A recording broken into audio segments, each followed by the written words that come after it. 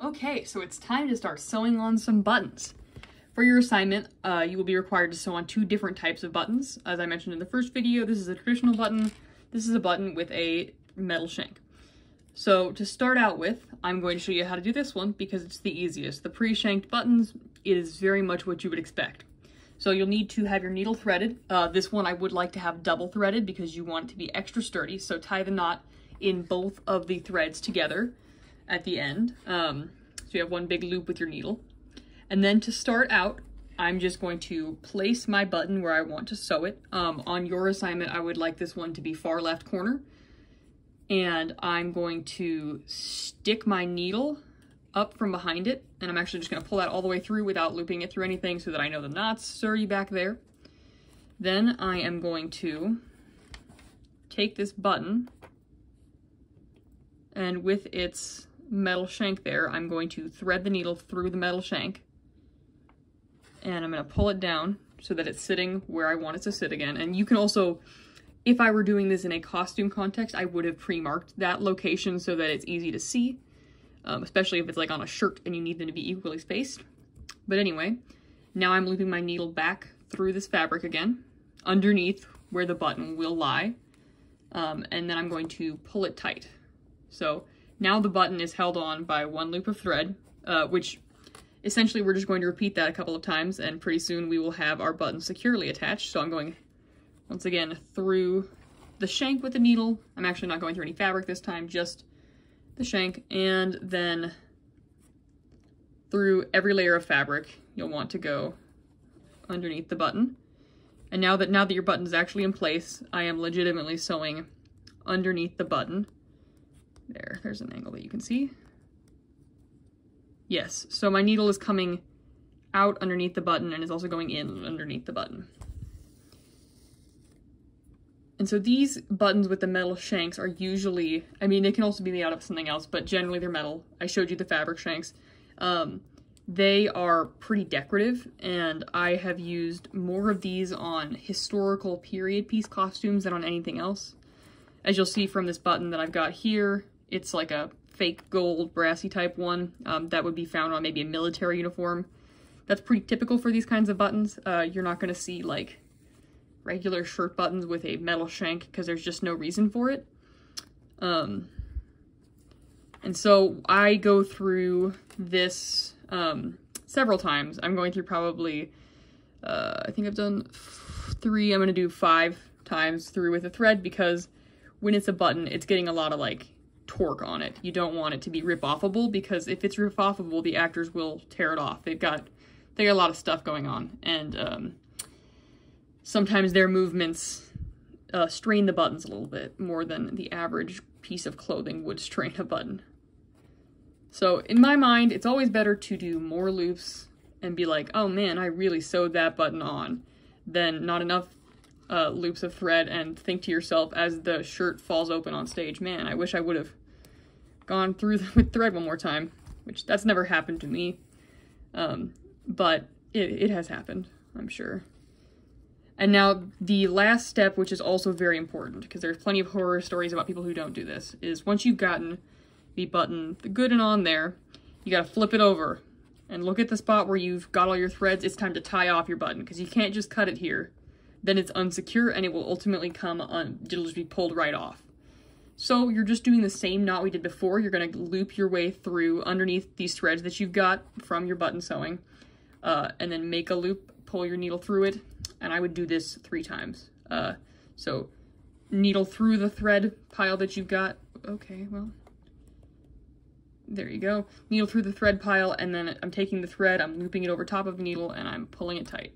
And now you're good to cut it off. A notorious story from my undergraduate program was the time that no one's tied off their buttons on Spring Awakening. And there was a million shirts with a million buttons, and they all the buttons fell off on opening night. And nobody had buttons, and there were buttons all over the stage, and it was a mess. You don't want to be that person who tragically leads to the Spring Awakening no buttons mayhem. And I'm sure that all of you will remember to tie off your buttons, because I know that after hearing that story, I never forgot because I was very worried about being that person. Okay, and now it is time to sew on the traditional button. I've got my needle double threaded again, just like the last one. On all of the closures, you're going to want to have your needle double threaded with the knot tied at the end, unifying the two threads into one big loop.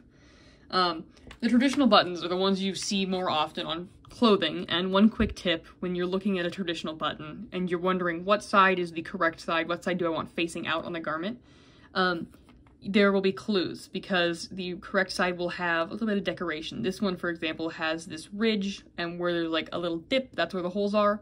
On the back side, it's totally smooth, which is plainer and less decorative than this side, so this side is the correct side. The same thing holds true for this button. This side is all smooth and flat, and this side's got a little subtle ridge on it, which there's a variety of decoration levels on buttons, but on these specific buttons, the ridge seems to be the common factor. If you look at a button and you're not sure, odds are if one side looks like someone put just a little more effort into it, that's the correct side. So for stitching on a traditional button, once again, I'm just going to place it where I want it. This one I would like on your samplers to be right next to your metal shanked button, still up on the top left side. And I'm going to push my needle in from the back through one of the button's holes. And I'm going to, once again, I'm going to flip to the back and make sure that my knot is sitting really nice and tight right there. It can be easy to think that your knot's all the way in and then find out later that you've been betrayed, which I don't want for any of you, so just make sure that your knot is sitting where it's supposed to be. Next, I'm going to cross over and enter my thread into this hole. I personally prefer the crisscross method of sewing on buttons, purely because I think it looks nicer. There are lots of people in the world of costuming who sew from like this hole to this hole and this hole to this hole, as opposed to crisscrossing them like I'm going to show you. Both methods are fine. I don't think there's an argument either direction for like one is structurally better. And now I'm going to poke my needle up through one of the opposing holes. And one thing you need to keep in mind right now is you should be keeping it pretty loose. You should not be pulling it nearly as tight as you did on the metal shank button because of the next step. So once you put your thread back through the other side, so now you got an X, you need a prop of some sort. You need something to hold the button off of the fabric we're making a shank out of thread. And so typically the best thing to use for these is a toothpick. And they're actually commonly kept in costume shops because they are so preferred for this. However, if you don't have access to a toothpick, some things that would work include a bobby pin, a straight pin, like this, or a safety pin. I'm going to use this straight pin. Ideally, toothpicks are a little thicker, but I don't have one, so that's why I'm using this pin. In class, you should have access to toothpicks, and if not, I will show you how to use this. I mean, it's the same process. Right now, what this is doing is this is serving as a spacer. It is preventing the button from getting pulled all the way flat, because the temptation would be to stitch the button down as flat and as hard as you possibly can, but then you will never get the button through the buttonhole because there won't be enough space for it to move. So now I'm just going to continue with this pattern of crisscross stitching over top of the pin that I've got in this fabric, our theoretical toothpick. Just sewing it on as you would expect, in one side and then up and out the other, taking turns which X I'm sewing. So right now I'm going from top left to bottom right, and then I'm going to go up from top right to bottom left. And I'm probably going to do this about 4 times, is what I feel like is a good number for this one. You can use your judgment. I would never do less than 3 times on a button. I think that always more than 3 is better. I mean, there does come a time where it's just like an excessive amount of thread, but if you do at least 4 or 5, you should be safe. So now I've gotten 4 loops through each of these little circuits. Now I'm going to pull my pin out, and I'm going to go right in next to this fabric here. And you should notice that your button does have a little bit of space, a little bit of give in the stitches because of the way you stitched it with the pin underneath.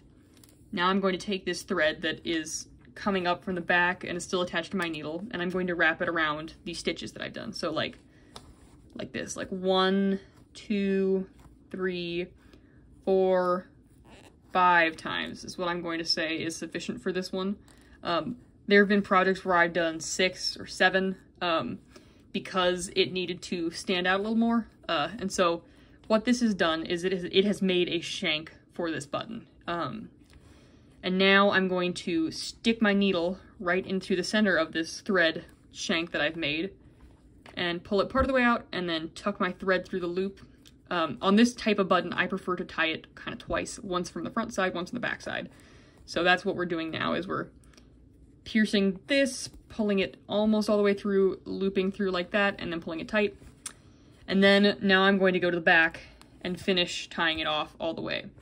So once again, I get to the back, there's this clump of threads, and I want to go underneath them. I don't have to go through underneath all of them, but I want to go underneath a good portion of them to secure everything. And then I'm going to pull this through, loop it through there, pull it all the way. And like I said, 3 times on this should do it for you. And then, once you've got that done, whoop, you can clip your threads, and voila, you've got not 1, but 2 beautiful buttons shown on deer fabric. So, like I said, thread shank, regular metal shank. These are the 2 buttons I'd like you to sew. Thanks for watching.